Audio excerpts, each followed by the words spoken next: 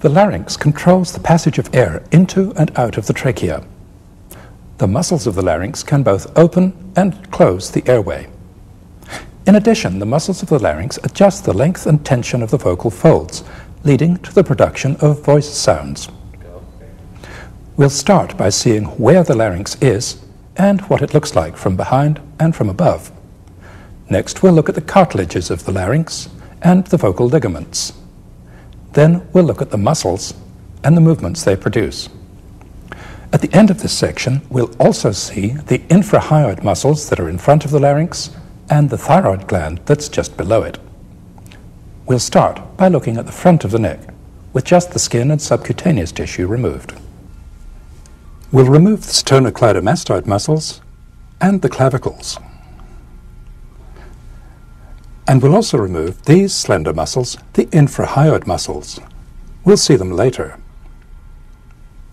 This is the thyroid gland. We'll see it later too. For now, we'll remove it. Here's the thyroid cartilage.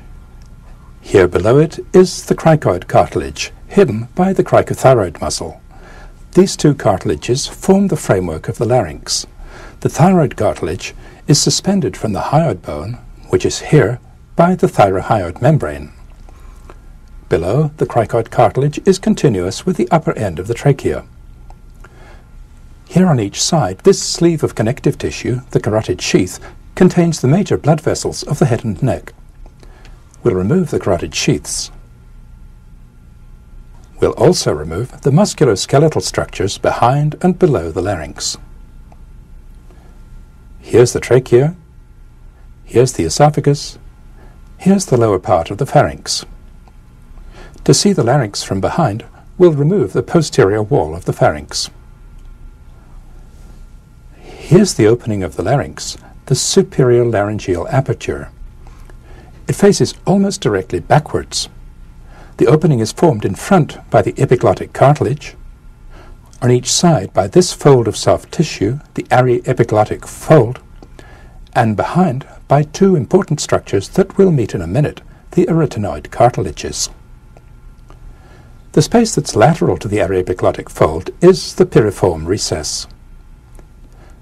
Here in front of the epiglottis is the back of the tongue.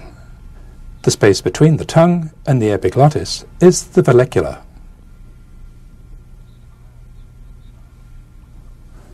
To see the larynx from inside, we'll look at a specimen that's been divided in the midline. Here's the epiglottis. Here's the aryepiglottic fold. Here's the divided thyroid cartilage and the divided arch and lamina of the cricoid cartilage.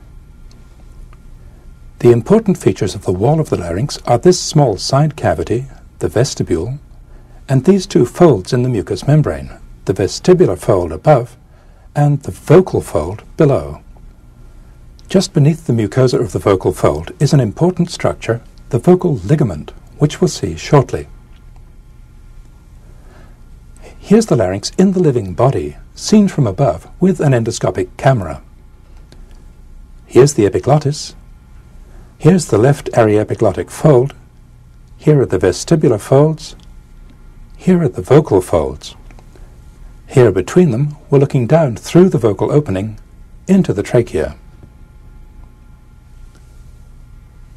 To get a preview of the muscles of the larynx, we'll remove the mucous membrane from here down to here.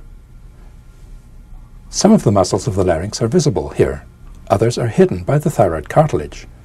We'll see these muscles later in this section.